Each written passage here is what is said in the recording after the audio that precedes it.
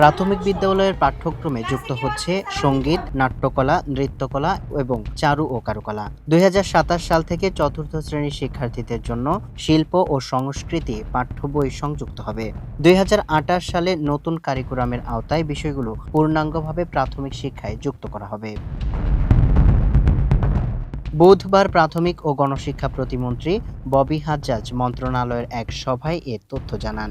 সভায় দেশের বিভিন্ন বিশ্ববিদ্যালয়ের সঙ্গীত, নৃত্যকলা, নাট্যকলা ও চারুকলা বিভাগের শিক্ষক এবং সংশ্লিষ্টরা অংশ নেন। প্রতিমন্ত্রী বলেন, সরকারের শিক্ষা দর্শন অনুযায়ী শিক্ষার্থীদের এমনভাবে গড়ে তুলতে হবে যাতে তারা একদিকে বৈশ্বিক নাগরিক হিসাবে বিকশিত হতে পারে, অন্যদিকে ভবিষ্যৎ কর্মজীবনের জন্য প্রয়োজনীয় দক্ষতাও অর্জন করে।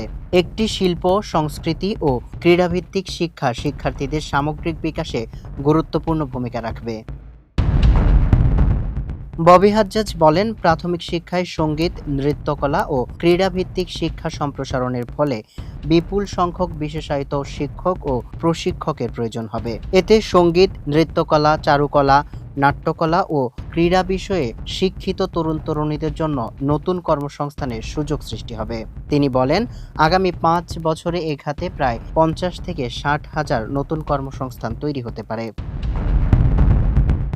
সংশ্লিষ্ট বিভাগের শিক্ষার্থীদের প্রাথমিক বিদ্যালয়ের শিক্ষক হিসেবে যুক্ত হওয়ার সুযোগ তৈরি করতে সরকার এ কাজ করে যাচ্ছে।